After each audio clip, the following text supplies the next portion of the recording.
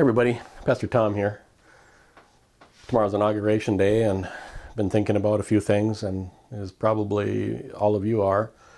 I like to do some word studies in the Bible, and I found that to be very, very rewarding. I did a study and looked up the word ruler, and came across some interesting Bible verses, which might be kind of interesting to listen to here.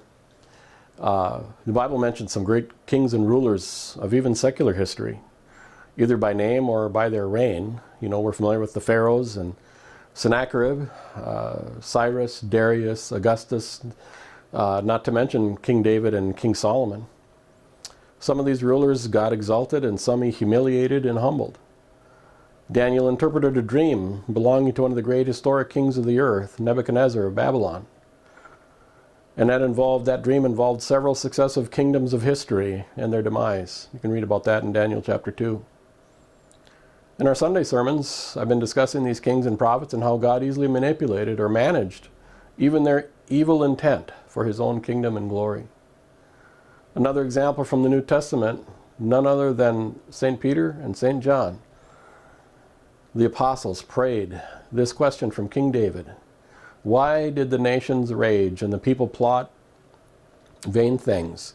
The kings of the earth took their stand, and the rulers gathered together against the Lord and against his Christ.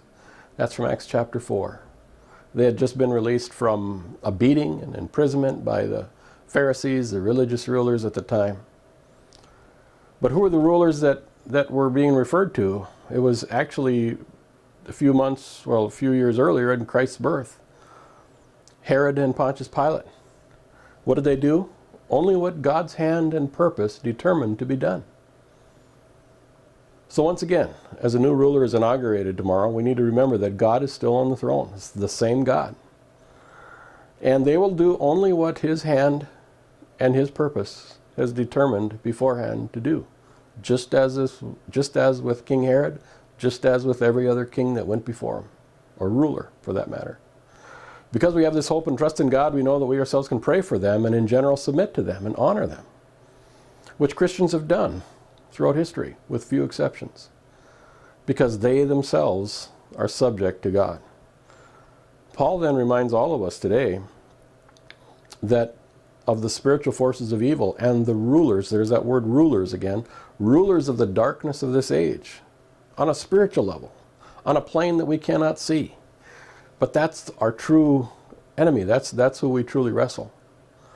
Whatever your feelings are about what's going to happen tomorrow, we can all be assured of this one thing: God is on the throne, and they will accomplish his purpose whether they want to or not. Pastor Tom, out.